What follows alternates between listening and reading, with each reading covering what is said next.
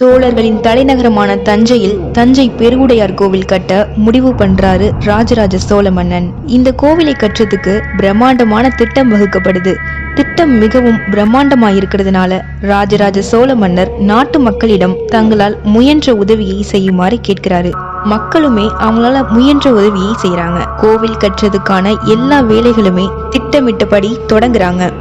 ரொம்பவே இறுக்கமான செம்மண் நிலத்தை கொண்ட தஞ்சையில எந்த ஒரு பாறைகளும் இல்லாத காரணத்தினால 80 கிலோமீட்டர் தூரத்துல இருக்க புதுக்கோட்டை மாவட்டத்தில இருந்து 1,60,000 டன் கொண்ட பாறைகளை 3000 யானைகள் மூலமாக, 5000 குதிரை வண்டிகள் மூலமாகவும், 1000க்கும் மேற்பட்ட மாடுகள் மூலமாகவும் கருங்கற்களை தஞ்சைக்கு கொண்டு வரப்பட்டு திறமை வாய்ந்த சிற்பிகள் மூலமா ஒவ்வொரு கற்களும் நேர்த்தியாக செதுக்கப்படுது. தரைத்தளத்துல இருந்து 7 பனைமரம் உயரத்துக்கு கோபுரம் கட்டும் போது சோழ தேசமே ராஜராஜ சோழனின் திறமையை கண்டு வியந்து போறாங்க.